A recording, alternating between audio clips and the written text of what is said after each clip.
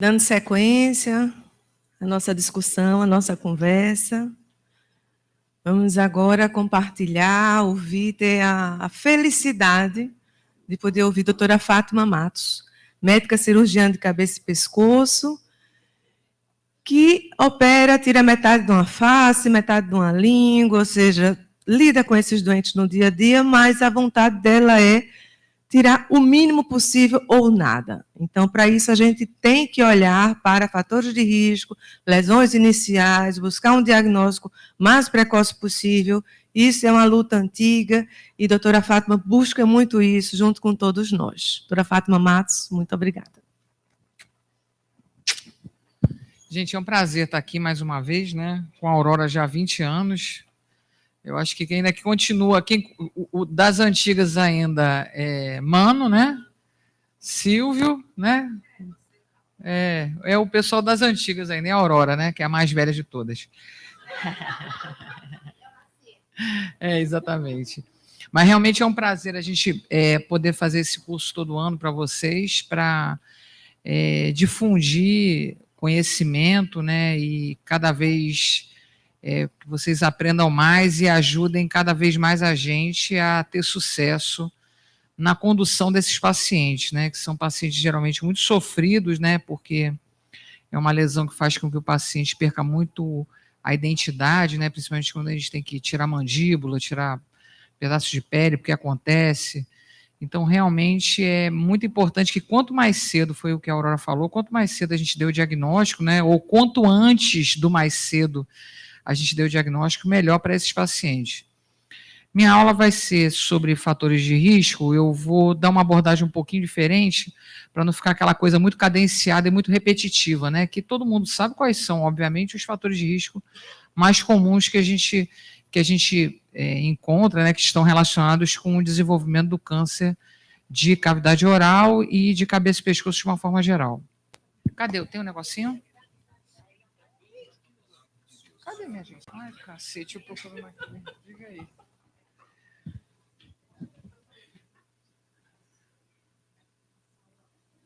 Pronto, olha, a gente tem os fatores que a gente sabe que são os fatores mais importantes, né, de maior impacto, que é o tabagismo e o etilismo, e esses dois fatores juntos, né, eles fazem com que o paciente tenha o indivíduo, de uma forma geral, ele tem um risco de 20 vezes mais ter câncer de cavidade oral e de cabeça e pescoço.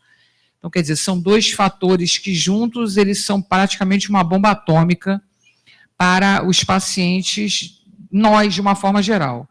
E a gente vai ter os fatores que são associáveis, né, que são associados a isso, né? Se o paciente tiver alguma predisposição genética, ele fumando e bebendo, ele vai ter um risco muito maior do que 20 vezes, dependendo da faixa etária dele, dependendo de outros fatores que eu vou falar aqui para vocês, tá?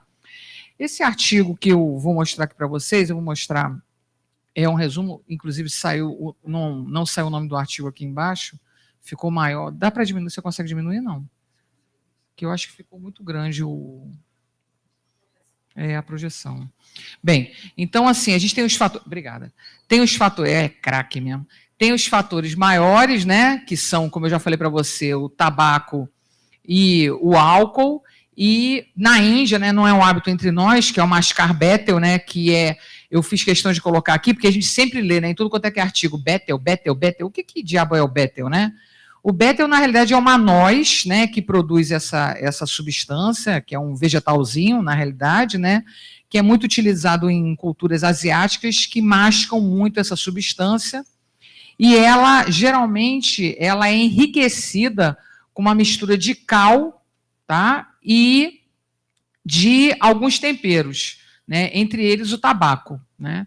Então, quer dizer, é uma substância extremamente carcinogênica, porque, diferentemente do cigarro, ela entra em contato direto com a mucosa, né, porque o paciente mastiga essa substância, né.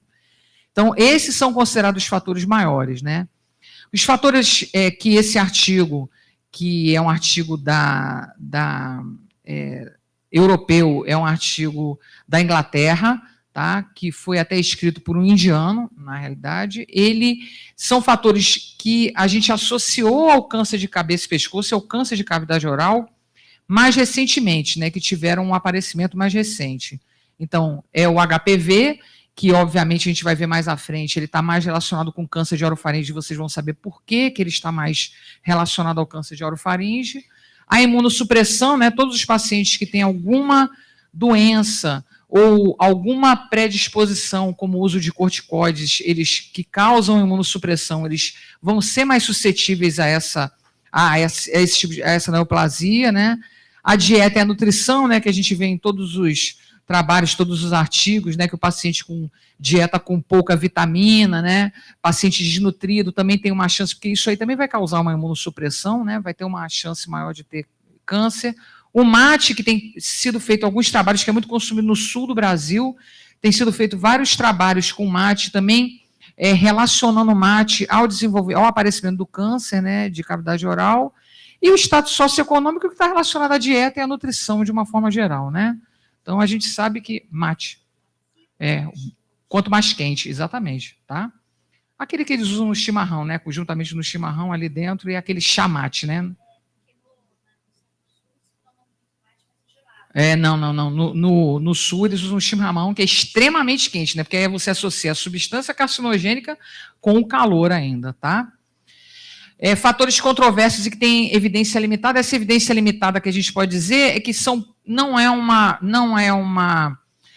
nem todos os trabalhos científicos conseguem mostrar um P estatisticamente significativo, né? Eles não têm, alguns conseguem mostrar impacto, outros não conseguem mostrar impacto, que é a raça e etnia, né? A raça negra, higiene oral e dentição, também tem alguns trabalhos que mostram essa relação e outros não mostram, e até a poluição atmosférica, né? Com os carcinogênicos que os carros e tudo mais, que essa correlação é muito importante, outros não mostram, né? Esse grupo aqui, ele tem, os trabalhos têm mostrado um impacto muito menor. A maconha, que também não é uma variável que é aceita por todos os autores, né? Mas carcate, que é uma outra substância que também pode ter efeito carcinogênico, geralmente também é um vegetal, mas é na África, né? Não é na Ásia, que eles mascam essa substância. Colutórios com álcool e as doenças ocupacionais, né? Essa primeira substância aqui está relacionada àquela lavagem a seco, né? Nas lavanderias. A cana-de-açúcar também, na moagem dela. E o petróleo. Nós imaginamos agora nesse acidente que a gente vai ter, né? Talvez a gente consiga fazer um trabalho até com essas pessoas que manipularam esse petróleo cru, né, que eles chamam, para ver se existe alguma relação, né? Existe os trabalhos, mais uma vez, alguns mostram evidência clínica, né, no impacto do desenvolvimento do câncer e outros não, tá? Então vamos lá. Isso aqui eu coloquei para vocês porque eu acho que para orientar os pacientes é bem interessante. É a página do Ministério da Saúde, tá? Que ela é bem didática e ela orienta bem os pacientes em relação aos fatores de risco mais comuns, né? A gente não pode esquecer que a radiação solar, ela obviamente ela está relacionada ao câncer de lábio, né? Que inclusive o comportamento biológico do câncer de lábio é diferente do comportamento biológico do câncer de cavidade oral, tá? Então, é uma ferramenta muito interessante que a gente pode orientar os pacientes, porque tem uma linguagem bem acessível e tecnicamente está muito bem escrito, tá? Antigamente, a gente tinha um livrinho que era sobre câncer de cavidade oral, que deixou de ser feito, e ele era ótimo porque a gente orientava aluno universitário, orientava residente, e até os médicos generalistas mesmo, do pessoal do PSF, mas infelizmente ele deixou de ser editado e deixou de ser distribuído há mais ou menos uns 10 anos atrás. Eram atualizações anuais desse livrinho e ele era muito bom. Mas o que a gente tem agora é essa página, porque eu acho que é uma ferramenta interessante para quem trabalha com paciente, né? Essas lesões de pele, elas evoluíam para neoplasia intraepitelial, né? Em 80, foi a primeira vez que foi detectado o HPV na cavidade oral. Em 83, foi comprovado a relação do carcinoma epidermoide de cavidade oral com o HPV, né? Em 2007, né, a Agência de Controle de Câncer, né, que fica europeia, essa instituição, ela reconheceu o HPV como carcinógeno associado à transformação maligna no câncer de cabeça e pescoço de uma forma geral, tá? Então, os subtipos que a gente tem que se preocupar, na realidade, são esses, mas principalmente o 16, que é o que está mais relacionado ao câncer de orofaringe e cavidade oral, tá? E por que a orofaringe ela é mais importante para a gente? Não é o objeto dessa aula, mas vocês têm que entender porque se fala tanto em câncer de orofaringe relacionado ao HPV, né? Porque a orofaringe, né, quando a gente fala de orofaringe, a gente fala das tonsilas faríngeas, da tonsila paratina, que são as lojas amidalianas, que é a amígdala popularmente que a gente fala, né? E a tonsila lingual, que fica na base da língua. Então, essas regiões, elas são regiões que têm muitas criptas, né? Quando você vai examinar o paciente, você vê, são regiões de várias criptas. E o HPV gosta de um ambiente quentinho, tá? Então, essas regiões, elas são interessantes para abrigar. Muitas vezes tem relatos na literatura, contágio do HPV via canal de parto, para vocês terem uma noção, tá? Então, a mãe tinha HPV e o filho tem HPV. A mãe teve parto normal, o filho carrega o HPV e depois de muitos e muitos anos, o paciente começa a aparecer com aquelas lesõezinhas esbranquiçadas, faz o exame e, na realidade, a gente, quando vai fazer o exame, vocês vão ver quais são as imunohistoquímicas que a gente faz para poder dar o diagnóstico. Ele, na realidade, o que ele tinha era um HPV. Então, vocês podem ver que o paciente, às vezes, numa situação de baixa de imunidade, um quadro gripal muito intenso, esse HPV pode aflorar, tá? Então, ele gosta da orofaringe porque as criptas são, eles se configuram um local muito bom para a sobrevida desse vírus, tá? E a outra coisa muito interessante é que esses tecidos, né, esses tecidos dessas regiões, são tecidos ricos em linfóide, em substância linfóide, são tecidos linfóides, o que permite a passagem direta das células imunes, que é onde a gente tem as células imunes, né, os linfócitos nessa localidade, tá, as bactérias, aos vírus, tudo isso. Então, você tem uma relação aí muito ruim, né, para nós e muito boa para o crescimento e desenvolvimento desse vírus, tá? Então, é só para esclarecer por que a gente fala tanto. E por que agora começando a aparecer os trabalhos, né, também do HPV relacionado ao câncer de cavidade oral, porque é muito próximo, né, minha gente? É tudo muito próximo, né? Não se esquecendo que a base da língua, ela já é orofaringe, ela não é cavidade oral, mas ela está muito próximo do terço posterior da língua. Então, essa região pode ser uma região de continuidade e pode fazer com que o paciente tenha um câncer de cavidade oral relacionado ao HPV, tá? Então, eu adoro essa imagem aqui, toda a minha aula eu coloco, porque realmente isso é de Califano, né? É o processo de cancerização e as alterações que a gente tem histopatologicamente falando e a nível molecular. Então, para vocês verem como é que é importante a gente saber do HPV hoje em cabeça e pescoço, a cancerização provocada pelo tabaco e álcool, ela é diferente da cancerização provocada pelo HPV, tá? Então, inclusive, as alterações genéticas que a gente encontra são alterações genéticas diferentes, tá? Então, aqui desapareceu, mas é para cima, tá? Então, aqui no tabaco e no álcool, a gente tem uma regulação, né, o P16, que é como se fosse a assinatura do HPV, tá? O P16 vai estar diminuído no tabaco e no álcool, enquanto que no HPV positivo, o P16 é positivo, ele é aumentado, tá certo? Por esse motivo, agora que apareceu, diga aí.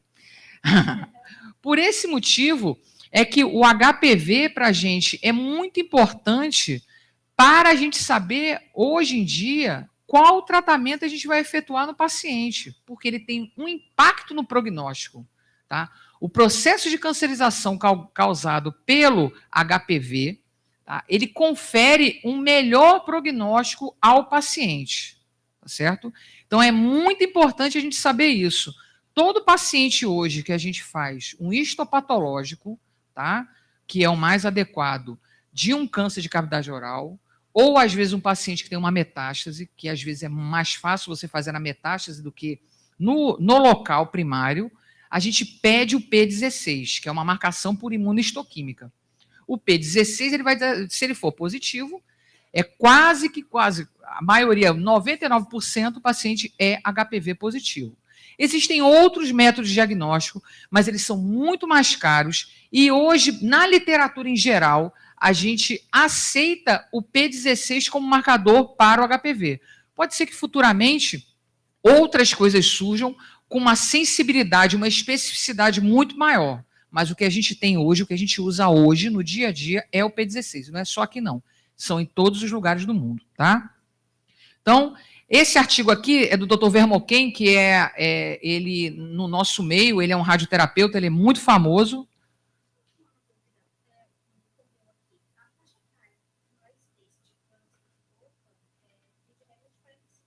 Exatamente.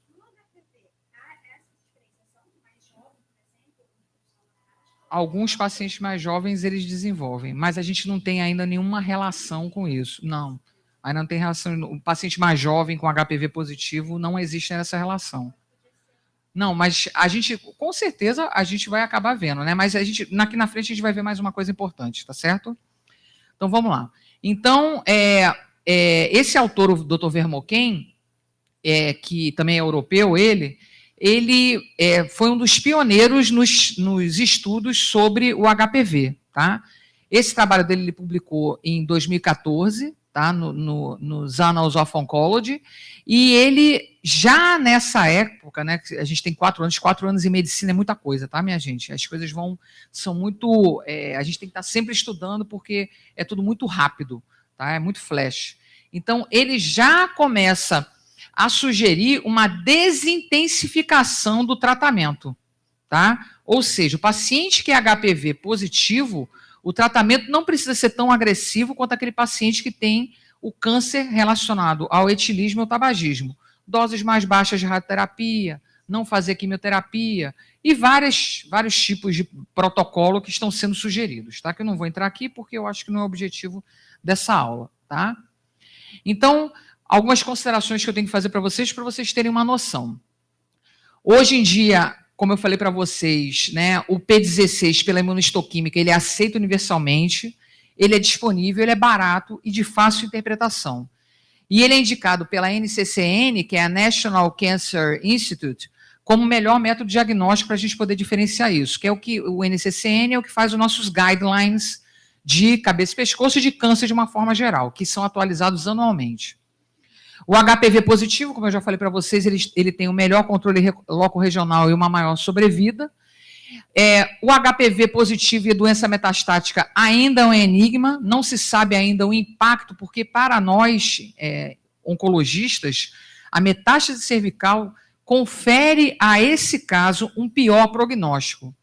Mas ainda não conseguiu se definir se esse paciente que é HPV positivo e tem doença metastática, ele vai ter um melhor prognóstico independente da metástase. Então, vários estudos estão sendo feitos em relação a isso, tá?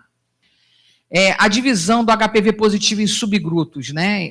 Subgrupos, porque quando o paciente é etilista e tabagista principalmente, o que acontece? Praticamente o P16, ele é anulado. Se o paciente for um fumante pesado, de 2 maços de cigarro por dia, e ele for HPV positivo, a carcinogênese dele vai ser de um HPV negativo, não tem brincadeira, tá certo? Então, o prognóstico dele é pior, tá? E, como eu falei para vocês, né, essa subdivisão do HPV, né, coisas novas irão vir, então, esses anticorpos, né, que são encontrados na carcinogênese, né, o anticorpo E6 e E7, eles ainda estão sendo estudados porque talvez eles ainda definam melhor qual é o paciente, nesses pacientes que são fumantes, qual o paciente que vai ter um caminho de melhor prognóstico e qual vai ser o paciente que vai ter um caminho de pior prognóstico, tá?